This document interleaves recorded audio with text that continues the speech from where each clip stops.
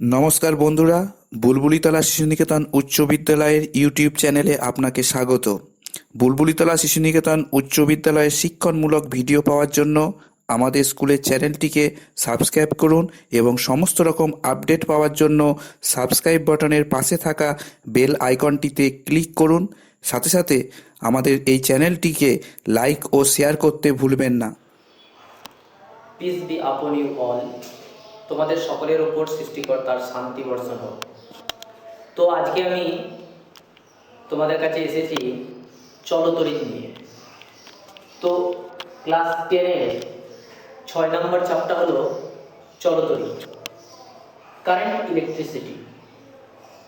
তো current electricity বা চলতরিতের উপর মাধ্যমিক পরীক্ষায় 12 নম্বর থাকে মোট। আর এই কোশ্চেন প্যাটার্নটা আমি আগে প্রথম একবার দেখিয়ে দিই। মাধ্যমিক পরীক্ষায় আমরা জানি 4টে বিভাগ থাকে। বিভাগ ক, খ, গ, ঘ আর টোটাল মার্কস। ক বিভাগে থাকে এমসিকিউ, খ বিভাগে থাকে VSA,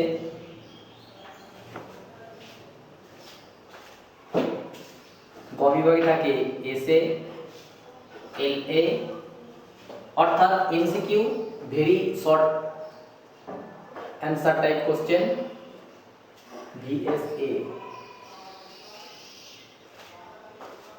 SA, LA short answer type question and large answer type question.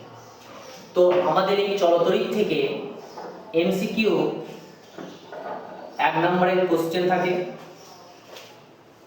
ভিএসএও 1 নম্বরের কোশ্চেন থাকে, এসএ 2 নম্বরের প্রশ্ন, এলএ 3 নম্বরের প্রশ্ন।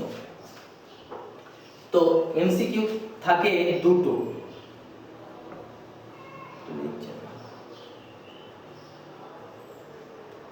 এটাও থাকে দুটো, এটা থাকে একটা, এটা থাকে দুটো।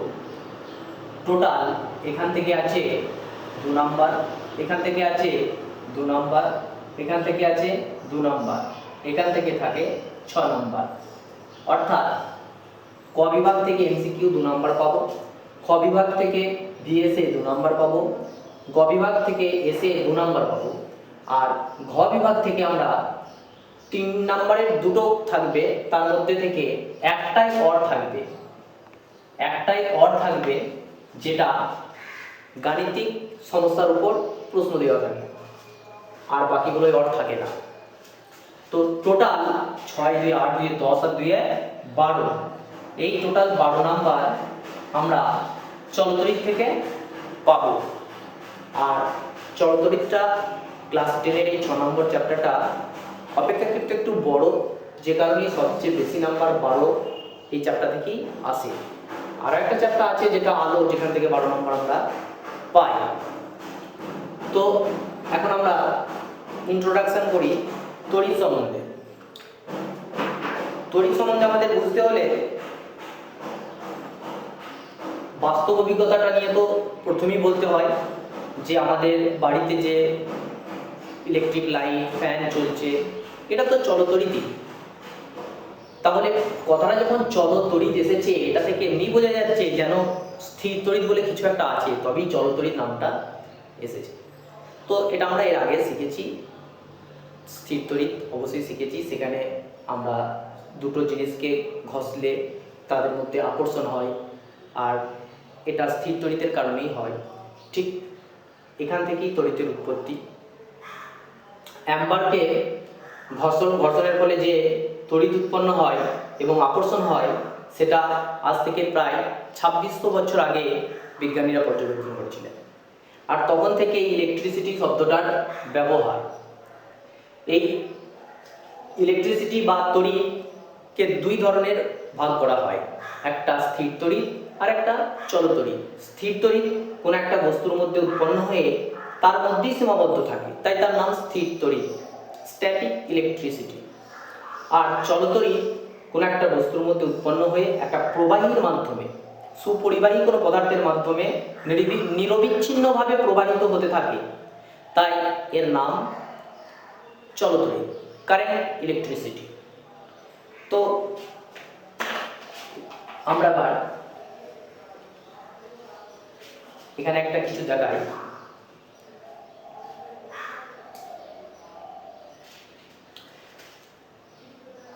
কোন একটা বস্তু যদি ধাতব দণ্ড হয়, এর মধ্যে কোনো ইলেকট্রন, বাইরে থেকে ইলেকট্রন এলে বা ধাতব পৃষ্ঠের উপরে থাকা মুক্ত ইলেকট্রনগুলোকে যদি স্বাধীনভাবে ব্যবহার করতে পারা যায়, তাহলে তড়িতের অবস্থার মধ্যে তৈরি হয়। এই তড়িৎ অবস্থার ফলে আমরা বুঝতে পারি যে এর মধ্যে কিছু তড়িৎ আহিত হয়েছে বা তড়িৎগ্রস্ত হয়েছে। ঠিক একই রকমভাবে যদি কোনো একটা দণ্ডে ওই রকম ইলেকট্রনের ঘাটতি হয়, অর্থাৎ ইলেকট্রন বেরিয়ে যায়, তখন সেটা ধনাত্মক আধানে আহিত হয়েছে বলে। তো ধরা যাক এই পেনটা একটা ঋণাত্মক আধানে আহিত হওয়া আর এই পেনটা ধনাত্মক আধানে আহিত হওয়া কোনো ধাতব পাত। তো এদের মধ্যে যদি আমরা সংস্পর্শে আনি, তাহলে চলতড়িতের ধর্ম অনুযায়ী একজন থেকে আর একজনের দিকে তড়িৎ প্রবাহিত হবে, আর একজন তড়িৎকে সংগ্রহ করবে, মানে একজন তড়িৎ দেবে, একজন নেবে। এদের এই অবস্থাটা একটা তাড়িতিক অবস্থা, যেটা নিয়ে আমরা এর পরে আলোচনা করব। তো এই তড়িৎ সম্বন্ধে আমাদের আরো ভালো জানার জন্য, বা যে বিজ্ঞানী তড়িৎ নিয়ে গবেষণা করেছিলেন তিনি বিজ্ঞানী কুলম্ব, সেই কুলম্বের সূত্র থেকে আর কুলম্বের দেওয়া তথ্য থেকে আমরা চলতড়িৎ সম্বন্ধে প্রাথমিক ফান্ডামেন্টাল ধারণা পাই, এবং তড়িৎ পরস্পরের মধ্যে কিভাবে আকর্ষণ বিকর্ষণ করে, কতটা করে, সেটা কুলম্বের সূত্র থেকে আমরা পাই। সেটা কেমন না, দুটো তড়িৎ যদি পরস্পর আলাদা হয়, তাহলে পরস্পরকে আকর্ষণ করে, অ্যাট্রাকশন করে। যদি এটা মাইনাস আর এটা প্লাস হয়, তাহলেও পরস্পরকে আকর্ষণ করে, অ্যাট্রাকশন করে। আর যদি দুটো সমজাতীয় তড়িৎ হয়, অর্থাৎ দুটোই পজিটিভ, তাহলে পরস্পরকে বিকর্ষণ করে, দূরে সরে যায়, রিপালশন। যদি দুটোই নেগেটিভ হয়, তাহলেও এরা পরস্পরকে বিকর্ষণ করে, অর্থাৎ সমজাতীয় তড়িৎ পরস্পরকে বিকর্ষণ করে, আর বিপরীতধর্মী তড়িৎ পরস্পরকে আকর্ষণ করে। এই আকর্ষণ আর বিকর্ষণ, অ্যাট্রাকশন আর রিপালশন, এদের পরিমাণ কতটা, কিভাবে করে, এটা কুলম্ব তার সূত্রের দ্বারা বুঝিয়েছেন। যে দুটো তড়িতের মধ্যে বা তড়িতাহিত দুটো বস্তুর মধ্যে, সেটা আকর্ষণ বল হোক অথবা বিকর্ষণ বল হোক, আকর্ষণ বা বিকর্ষণ বল কতটা কিভাবে কাজ করে, সেটার জন্য আমরা কুলম্বের সূত্রটা এবং কুলম্বের সূত্রের গাণিতিক রূপটা এবং এই নিয়ে ব্যাখ্যা করব। আর সেটা ব্যাখ্যা করার জন্য আজকে আমরা আমাদের হোয়াইট বোর্ড ব্যবহার না করে আজকে কম্পিউটার মনিটর স্ক্রিন ব্যবহার করছি। আশা করি এটা বুঝতে আমাদের খুব সুবিধা হবে এবং ছাত্রছাত্রীদের তোমাদেরও খুব সুবিধা হবে কুলম্বের সূত্রটা বোঝার জন্য। আমরা অলরেডি কম্পিউটার স্ক্রিনে চলে এসেছি। কুলম্বের সূত্র বা কুলম্বস ল, এটি এইভাবে প্রতিষ্ঠিত হয়েছে যে দুটি স্থির বিন্দু আধানের মধ্যে আকর্ষণ বা বিকর্ষণ বল আধান দুটির মানের গুণফলের সমানুপাতিক এবং তাদের মধ্যবর্তী দূরত্বের বর্গের ব্যস্তানুপাতিক। এই কুলম্বের সূত্রটি আমরা দেখতে পাচ্ছি। এটাকে গাণিতিক রূপে যদি আমরা প্রকাশ করতে চাই, তাহলে দুটো বিন্দু আধানের মধ্যে আকর্ষণ বল বিকর্ষণ বল কিভাবে কার্যকর হচ্ছে সেটা প্রকাশ করতে হবে। তার জন্যে আমরা ধরে নিলাম দুটো বিন্দু আধান Q1 এবং Q2, এবং এদের মধ্যে দূরত্ব যা R দ্বারা নির্দেশ করছি, R দূরত্বে অবস্থিত, এবং আকর্ষণ ও বিকর্ষণ বল F দিয়ে যদি নির্দেশ করি, তাহলে কুলম্বের সূত্রে আমরা দেখতে পাচ্ছি আকর্ষণ বা বিকর্ষণ বল আধান দুটির মানের গুণফলের সমানুপাতিক। অর্থাৎ কুলম্ব সূত্র অনুযায়ী আমরা গাণিতিক রূপের প্রথম অংশটা পাবো F proportional Q1 into Q2, এবং দ্বিতীয় অংশে আছে তাদের মধ্যবর্তী দূরত্বের বর্গের ব্যস্তানুপাতি অর্থাৎ R এর স্কোয়ারের ব্যস্তানুপাতি।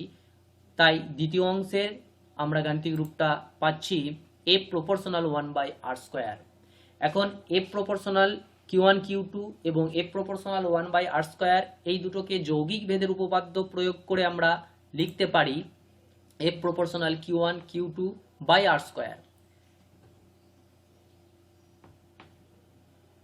এই প্রপোর্শনাল সাইনটাকে সরিয়ে এর বদলে যদি আমরা একটা সমান চিহ্ন এবং একটা কে নিয়ে আসি, তাহলে আমরা এর পরের ধাপটা লিখতে পারবো F সমান K into Q1 Q2/R square. আর এটা হলো কুলম্বের সূত্রের গাণিতিক রূপ। এখানে এই কেটি হলো কুলম্ব ধ্রুবক। এখানে আমাদের একটা জিনিস মনে রাখতে হবে যে নিউটনের মাধ্যাকর্ষণ শক্তি ক্ষেত্রে আমরা যে সূত্র পেয়েছিলাম মহাকর্ষ সূত্র F সমান G m1 m2/d স্কোয়ার, এটা তার সঙ্গে মিলযুক্ত। এখানে Q1 আর Q2 এবং R স্কোয়ার যথাক্রমে m1 m2 এবং d স্কোয়ারকে নির্দেশ করছিল মাধ্যাকর্ষণ সূত্রে, এবং সেখানে ছিল G, যে জিটা সার্বজনীন মহাকর্ষ ধ্রুবক হিসাবে ব্যবহৃত হতো। তো এখন আমরা এই কুলম্ব ধ্রুবক হিসাবে যে কে ব্যবহার করছি তার সঙ্গে মহাকর্ষ ধ্রুবক জি এর মূল পার্থক্য হলো এই কেটি সার্বজনীন নয়, যেখানে মহাকর্ষ ধ্রুবক সার্বজনীন অর্থাৎ ইউনিভার্সাল। এর কারণ হলো কে এর মান বিভিন্ন মাধ্যমে বিভিন্ন রকম হয়। বায়ু মাধ্যমে এর যা মান পাওয়া যায়, গ্যাসীয় বা তরল মাধ্যমে এর মান আলাদা পাওয়া যায়, অন্য গ্যাসে বা অন্য কোনো তরলে, তেলে, জলে আলাদা আলাদা মান পাওয়া যায়, তাই একে সার্বজনীন বলা হয় না। তাই এটা সার্বজনীন নয়, এটা কুলম্ব ধ্রুবক। তাহলে আমরা তখন কুলম্বের সূত্র এবং তার গাণিতিক রূপটা দেখলাম, এবং তা থেকে আমাদের যেসব জিনিসগুলো জানার প্রয়োজন ছিল সেগুলো কম্পিউটারে দেখে নিলাম। এখন আমরা তড়িতের মোট আধান সম্পর্কে দেখব এবং এর একক এবং এর মাত্রা কিভাবে নির্ণয় করছি। তো একটা পরিবাহীর মধ্যে দিয়ে যখন তড়িৎ প্রবাহিত হয়, ধরা যাক I প্রবাহ মাত্রা তড়িৎ প্রবাহিত হচ্ছে এবং t সময় ধরে কোনো একটা পরিবাহীর এক প্রান্ত থেকে অন্য প্রান্তে যদি আমরা t সময় ধরে কাউন্ট করি যে I প্রবাহ মাত্রা যায়, তাহলে মোট যে পরিমাণ তড়িৎ যাচ্ছে সেটা হলো I ইন্টু t, অর্থাৎ একক প্রবাহ মাত্রা I হলো একক সময়ে যতটা যায়, তাহলে t সময়ে IT পরিমাণ যায়, আর টোটাল যত পরিমাণ তড়িৎ গেল সেটা তড়িতের আধান Q। অর্থাৎ যে সমীকরণটা পেলাম Q এর মান হলো I ইন্টু t। এই Q এর অর্থাৎ তড়িৎ আধানের একক Q এর CGS একক।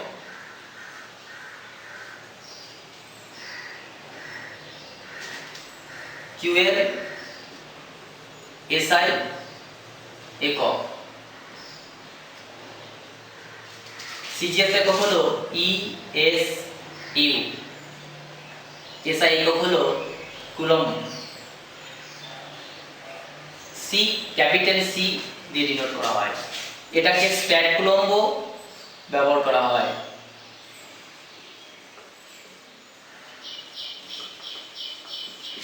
সিরিজ পদ্ধতিতে। আর মাত্রা নির্ণয় করার জন্য আমরা দেখব Q এর মাত্রা। Q এর মাত্রা নির্ণয় করার জন্য I এর মাত্রা I, অর্থাৎ প্রবাহ মাত্রাকে I ধরা হয়, আর t সময় আমরা জানি সময়ের মাত্রা ক্যাপিটাল T, অর্থাৎ তড়িৎ প্রবাহের মাত্রা হলো IT। এখন আমরা বিভব সম্বন্ধে আলোচনা করব।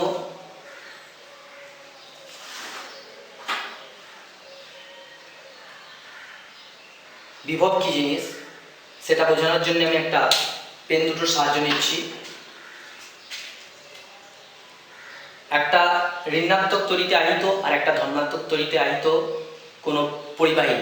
এখন যদি আমরা এদের মধ্যে সংস্পর্শে নিয়ে আসি, এদেরকে সংস্পর্শে নিয়ে আসি, তাহলে একজন একজনের দিকে তড়িৎ দেবে আর একজন একজনের কাছ থেকে নেবে। তাহলে কোনো একটা অবস্থা যে কারণে এরা একজনের কাছ থেকে একদিকে যাচ্ছে, এই জিনিসটা হলো বিভব।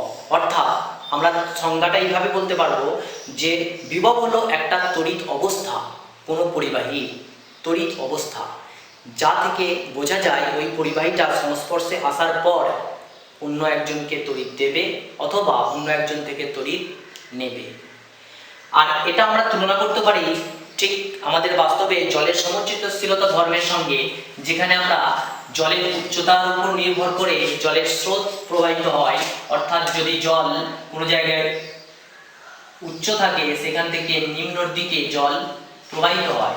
তাছাড়া আমরা এটাও দেখেছি যে বদ্ধ পাত্রে যদি একটা জায়গা উন্মুক্ত করে দেওয়া হয় বা যুক্ত করে দেওয়া হয়, সেখান দিয়ে বেশি উচ্চতা বিশিষ্ট পাত্র থেকে জল তার সমচ্ছশীলতা ধর্মের জন্য নিম্ন উচ্চতার দিকে প্রবাহিত হয়। ঠিক তেমনি যখন একটা পরিবাহীর মধ্যে কোনো একটা বিন্দু থেকে অন্য একটা বিন্দু বি এর দিকে তড়িৎ প্রবাহিত হচ্ছে, তাহলে আমাদের বুঝতে হবে এই এ বিন্দুতে কিছু একটা জিনিস বেশি আছে, বি বিন্দুতে সেটা কম, যে কারণে এখান থেকে তড়িৎ ওই দিকে প্রবাহিত হচ্ছে।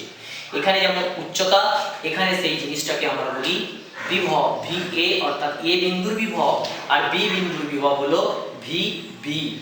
অর্থাৎ দুটো বিন্দুর মধ্যে যদি কোনো একটা পার্থক্যর কারণে তড়িৎ প্রবাহিত হয়, তবে ওই পার্থক্যটাই হলো বিভবের পার্থক্য। যেটা এটা যদি ভি এটা যদি বড় হয় ভি বি এর চাইতে, তাহলে বিভব পার্থক্য হবে V A minus V B.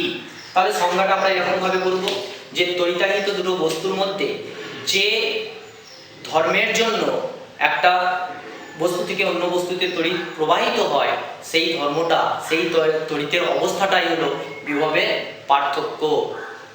দুই প্রান্তের মধ্যে দুটো বিভব থাকে এবং সেই বিভবের পার্থক্য হয়। তাই বিভব পার্থক্যের সঙ্গে আমরা আরো ভালো করে সহজে এটা বলে দিতে পারবো যে দুটো বিন্দুর মধ্যে, তড়িৎ ক্ষেত্রে অবস্থিত দুটো বিন্দুর মধ্যে বিভবের যে পার্থক্য হয় সেটাই হলো বিভব পার্থক্য। সাধারণত আমরা উচ্চ বিভব বলতে ধনাত্মক আধানে আহিত খুব বেশি পরিমাণে আছে এরকম কোনো জায়গা বা তড়িৎদ্বারকে বোঝায়, বা উচ্চভাবে ধনাত্মক আধান আহিত করার ঘটনাকে আমরা উচ্চ বিভব বলি। ঠিক বিপরীত ক্রমে ঋণাত্মক আধান খুব বেশি পরিমাণে থাকলে সেগুলোকে আমরা ঋণাত্মক আধান বলি। আর উচ্চ বিভব থেকে নিম্ন বিভবের দিকে তড়িৎ প্রবাহিত হয়। আমাদের যে বৈদ্যুতিক সার্কিট বাড়িতে রয়েছে, এই বৈদ্যুতিক সার্কিটে ইলেকট্রিক হেড অফিসে উচ্চ বিভব তৈরি করা হয়, আর যে কারণে তড়িৎ উচ্চ বিভব থেকে নিম্ন বিভবের দিকে প্রবাহিত হয়। তবে একটা কথা মনে রাখতে হবে যে তড়িৎ প্রবাহ বলতে কিন্তু ইলেকট্রন প্রবাহ নয়। যেদিকে তড়িৎ প্রবাহ হয় ইলেকট্রনের স্রোত ঠিক তার বিপরীত দিকে হয়। সময় পেলে এটা নিয়ে আমি আলোচনা করব। তো এখন আমরা এই বিভব এবং বিভবের পার্থক্যটা আরেকটু অন্যভাবে আলোচনা করি, যেটা প্রয়োজন এবং আমাদের সিলেবাসের অন্তর্ভুক্ত। সেটা হলো কার্যের ধারণা থেকে বিভব এবং বিভবের পার্থক্য। তো কার্যের ধারণা আমরা ক্লাস 9-এ কার্য, ক্ষমতা, শক্তি এই চ্যাপ্টারে কার্যের ধারণা সম্বন্ধে পড়েছি এবং সেখানে আমরা দেখেছি কার্য W সমান F ইন্টু ডি। প্রযুক্ত বল এবং সরণ দ্বারা কার্য বোঝানো হয়। কিন্তু আমাদের এই তড়িতের ক্ষেত্রে ওই একই রকম হবে, খালি ডব্লিউটা হবে, কার্যটা হবে বিভব এবং পরিমাণ কিউব স্থানান্তরিত হচ্ছে বিভব পার্থক্যের সঙ্গে। অর্থাৎ কোনো একটা বিন্দু থেকে অন্য একটা বিন্দুতে যদি আমরা আধানকে স্থানান্তরিত করি, তাহলে এই দুটোর মধ্যে যে বিভব পার্থক্য হচ্ছে আর এখানে যে আধান রয়েছে তাদের গুণফলটা দ্বারা কার্য বোঝায়। এখন শুধু বিভব এবং বিভব পার্থক্য সংজ্ঞাটা আমরা কার্যের ধারণা থেকে নেব। সেখানে আমাদের এইভাবে বলতে হবে যে অসীম দূর থেকে, অর্থাৎ কোনো নির্দিষ্ট দূরত্বের কথা নয়, অসীম দূর, বহু দূর, কোনো নির্দিষ্ট দূরত্ব না, কোনো একটা তড়িৎ ক্ষেত্রে একটা বিন্দুতে অসীম দূরত্ব থেকে একটা একক ধনাত্মক আধানকে নিয়ে আসতে যে পরিমাণ কার্য করতে হয় তাই হলো ওই নির্দিষ্ট বিন্দুর বিভব। আর একই রকম ভাবে যদি বলি বিভব পার্থক্য, তখন আরেকটা বিন্দুর কথা আসবে। যেহেতু পার্থক্যর কথা আছে তাই তখন দুটো বিন্দু যা দুটোই তড়িৎ ক্ষেত্রে অবস্থিত, তাহলে তখন এরকম বলা হবে যে তড়িৎ ক্ষেত্রের মধ্যে অবস্থিত দুটো বিন্দুর একটি বিন্দু থেকে অন্য একটা বিন্দুতে একক ধনাত্মক আধানকে স্থানান্তরিত করতে যে পরিমাণ কার্য করা হয় তাই হলো বিভব পার্থক্য। অর্থাৎ বিভব পার্থক্য ভি সমান যে পরিমাণ মোট পরিমাণ কিউ আধানকে যদি স্থানান্তরিত করতে হয়, এটা আমি যে পরিমাণ স্থানান্তরিত করতে হয় সেটা W সমান ভি ইন্টু কিউ, অর্থাৎ যে কাজ করতে হচ্ছে সেটা W।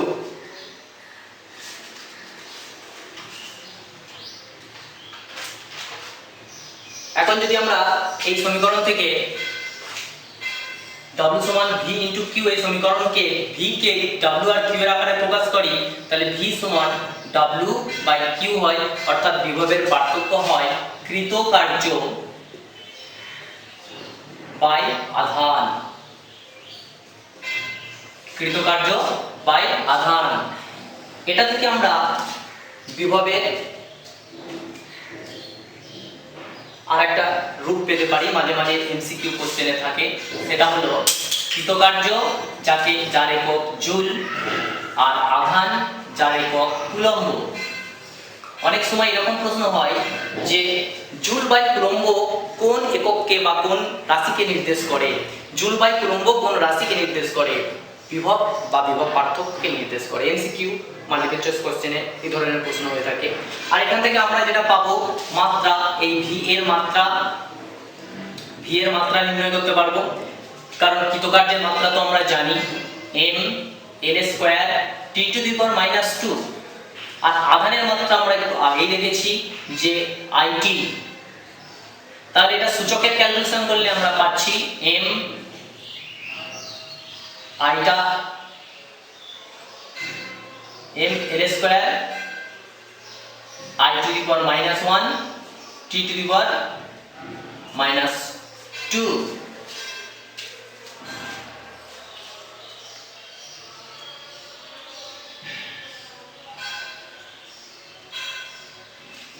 VA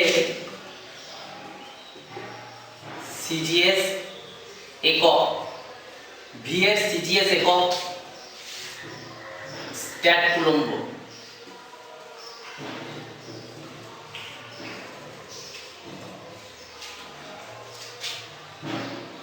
এই ভুল হয়ে গেল, স্ট্যাট কুলম্ব নয়, স্ট্যাট ভোল্ট। আর VA SI একক ভোল্ট। শুধু তাই নয়, ব্যবহারিক এককটাও VA ভোল্ট হয়। স্ট্যাট কুলম্বর জায়গায় ESU বা ইলেকট্রোস্ট্যাটিক ইউনিটও ব্যবহার হয়ে থাকে। এখন আমরা পড়াবো EMF সম্বন্ধে। EMF কি, যাকে বাংলায় বলি তড়িৎচালক বল। তড়িৎচালক বল অর্থাৎ তড়িৎকে চালনা করতে পারে এরকমই কিছু একটা জিনিস বোঝাচ্ছে নামটা থেকে। EMF বাংলায় তড়িৎচালক বল বলা হয়। এটার ফুল ফর্ম হলো ইলেকট্রোমোটিভ ফোর্স, অর্থাৎ কোনো একটা কিছুর কারণেই তড়িৎটা কিন্তু তার প্রবাহী দিয়ে প্রবাহিত হয়। আমাদের মনে হবে যে তড়িৎ যে প্রবাহিত হচ্ছে তার কারণ তো কিছু একটা আছে, সেই কি কারণ, সেই কারণটাই আসলে EMF। এটাকে সংজ্ঞা রূপে বলতে গেলে এরকম বলবো যে যে কারণে বা যার প্রভাবে প্রবাহীর মধ্যে তড়িৎ প্রবাহিত হয়, তড়িৎ সৃষ্টি হয়ে বিভব পার্থক্যের সৃষ্টি হয়, সেই কারণকে বা সেই প্রভাবকেই বলা হয় EMF।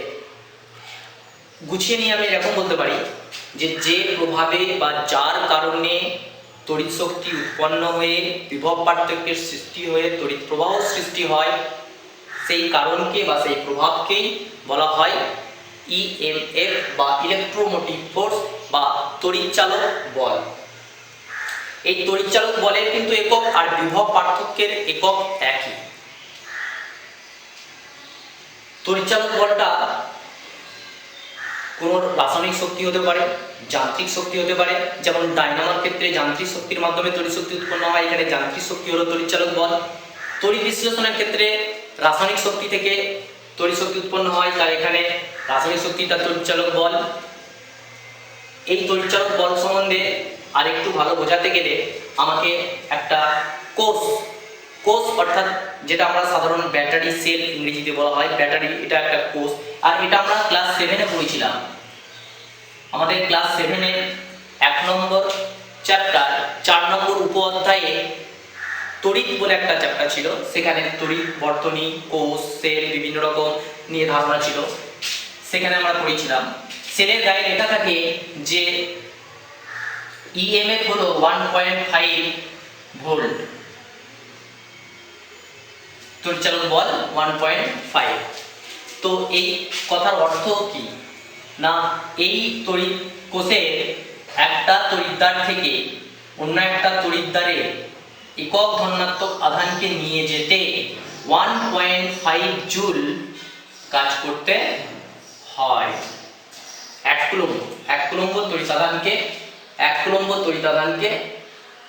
এক প্রান্ত থেকে অন্য প্রান্তে অর্থাৎ তড়িৎ কোষের একটি তড়িৎদ্বার থেকে অন্য তড়িৎদ্বারে সম্পূর্ণরূপে নিয়ে যেতে 1.5 অর্থাৎ 1.5 জুল কাজ করতে হয়।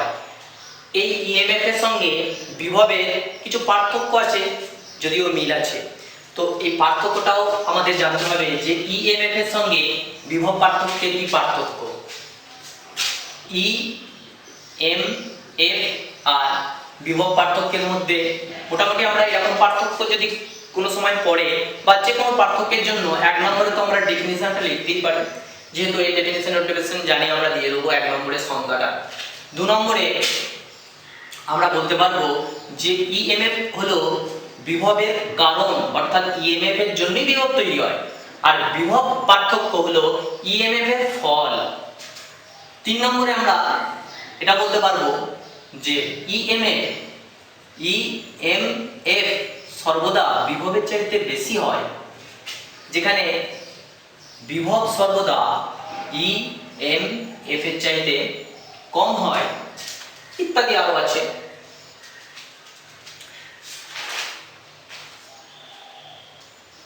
এখন আমরা তড়িতের প্রবাহ মাত্রা, যেটা আগে একবার আই দ্বারা ডিনোট করেছিলাম, সেই প্রবাহ মাত্রার ডেফিনেশনে যাব এবং এরপর আমরা ওহমের সূত্রেও চলে যাব। বিজ্ঞানী ওহম তড়িৎ প্রবাহ নিয়ে গবেষণা করে একটি সূত্র প্রদান করেছিলেন, সেই সূত্রটাও আমরা কম্পিউটার স্ক্রিনে গিয়ে দেখিয়ে দেবো ভালো করে। আর তার আগে আমি বলে দিই যে কোনো একটা পরিবাহীর মধ্যে দিয়ে একটা বিন্দু বি, একটা বিন্দু যদি তড়িৎ পাঠানো হয় টি সময় ধরে, তাহলে টি সময় ধরে যদি আমরা কিউ পরিমাণ তড়িৎ পাঠাই, যেটা আগে করেছিলাম ঠিক তার অপোজিটটা, যে টি সময় ধরে আমরা যদি মোট তড়িৎ কিউ পাঠালাম, তাহলে একক সময়ে কতটা পাঠালাম, কিউ বাই টি, অর্থাৎ তড়িৎ প্রবাহের হার, সময় দিয়ে ভাগ বলতে হার বোঝায়, তড়িৎ প্রবাহের হার কতটা তড়িৎ প্রবাহিত হচ্ছে প্রতি একক সময়ে, সেটাই আসলে আই তড়িৎ প্রবাহ মাত্রা। আর এর একক হলো অ্যাম্পিয়ার। তড়িৎ প্রবাহ মাত্রার একক অ্যাম্পিয়ার, এর মাত্রা এর আগে বলেছি যে আই এর মাত্রা। তাহলে এর সংজ্ঞা, তড়িৎ প্রবাহ মাত্রার সংজ্ঞা আমরা এরকম দেব যে কোনো একটা পরিবাহী যে কোনো প্রস্থচ্ছেদে একক সময়ে যে পরিমাণ তড়িৎ প্রবাহিত হয় তাকে বলা হয় তড়িৎ প্রবাহ মাত্রা। এই তড়িৎ প্রবাহ মাত্রা সঙ্গে সম্পর্কযুক্ত আরেকটা বিষয় হচ্ছে তড়িৎ প্রবাহ, যেখানে আমরা এসি আর ডিসি কারেন্ট বলে থাকি। যে তড়িতের প্রবাহ দুই প্রকার, একটা হলো এসি আর একটা হলো ডিসি। একটা এসি একটা ডিসি। এসি কথার অর্থ হলো অল্টারনেট কারেন্ট, ডিসি কথার অর্থ হলো ডাইরেক্ট কারেন্ট, অর্থাৎ পরিবর্তী প্রবাহ আর এটা সমপ্রবাহ। অর্থাৎ তড়িতের প্রবাহটা তড়িৎ বর্তনী দিয়ে প্রতি মুহূর্তে একই দিকে ধাবিত হলে তাহলে আমরা বলি ডাইরেক্ট কারেন্ট। ডায়নামোতে এই ধরনের কারেন্ট উৎপন্ন হয়। আর আমাদের গৃহস্থলীর বাড়িতে যে কারেন্ট থাকে বা তড়িৎ প্রবাহ হয় সেটা আসলে অল্টারনেটিভ কারেন্ট বা পরিবর্তী প্রবাহ। কেমন না, এর প্রতি মুহূর্তে দিক পরিবর্তন হয়। গৃহস্থলীতে এসি কারেন্ট ব্যবহার করা হয়। এখন আমরা কম্পিউটার স্ক্রিনে আবার চলে যাব। ওহমের সূত্র সম্বন্ধে এবং ওহমের সূত্রের গাণিতিক রূপ এবং এই সম্বন্ধীয় যে কোনো জিনিসটা ভালো করে বোঝানোর জন্য। আমরা আবার ফিরে এসেছি কম্পিউটার স্ক্রিনে। এখন ওহমের সূত্র, ওহমস ল। ওহমের সূত্রটাও আমরা প্রথমে বিবৃতি দিচ্ছি। উষ্ণতা ও অন্যান্য ভৌত অবস্থা অপরিবর্তিত থাকলে কোনো পরিবাহীর মধ্য দিয়ে প্রবাহিত তড়িৎ প্রবাহ মাত্রা ওই পরিবাহীর দুই প্রান্তের বিভব প্রভেদের সমানুপাতিক। অর্থাৎ ওহমের সূত্রের প্রথম অংশটা হলো একটা কন্ডিশন বা শর্ত, উষ্ণতা এবং অন্যান্য ভৌত অবস্থা অপরিবর্তিত থাকতে হবে। উষ্ণতা পাল্টানো যাবে না বা বাড়ানো কমানো যাবে না, তাহলে এই সূত্র প্রযোজ্য হবে না এবং ভৌত অবস্থার কোনো পরিবর্তন করা যাবে না। এবং দ্বিতীয় অংশটাই হলো এই সূত্রের প্রধান অংশ, যেটা হলো কোনো পরিবাহীর মধ্যে দিয়ে প্রবাহিত তড়িৎ প্রবাহ মাত্রা, অর্থাৎ কতটা তড়িৎ প্রবাহিত হচ্ছে তার পরিমাপ ওই পরিবাহীর দুই প্রান্তের যে বিভব পার্থক্য হয় তার সঙ্গে সমানুপাতে থাকে। এক্ষেত্রেও আমরা যদি একটা পরিবাহী কল্পনা করি এবং সেই পরিবাহীর দুটো প্রান্ত নিই, দুই প্রান্ত ধরা যাক এ আর বি, আর এ প্রান্তের বিভব ভি এ এবং বি প্রান্তের বিভব ভি বি। এক্ষেত্রে ধরে নিলাম এ প্রান্তের বিভবটা বেশি বা উচ্চ বিভব এবং বি প্রান্তের বিভবটা হলো কম বা নিম্ন বিভব, অর্থাৎ V A greater than V B. তাহলে আমরা বলতে পারি বিভব পার্থক্য ভি সমান V A minus V B. যেহেতু এ উচ্চ বিভব এবং বি এ নিম্ন বিভব, তাই তড়িতের প্রবাহ হবে এ থেকে বি এর দিকে।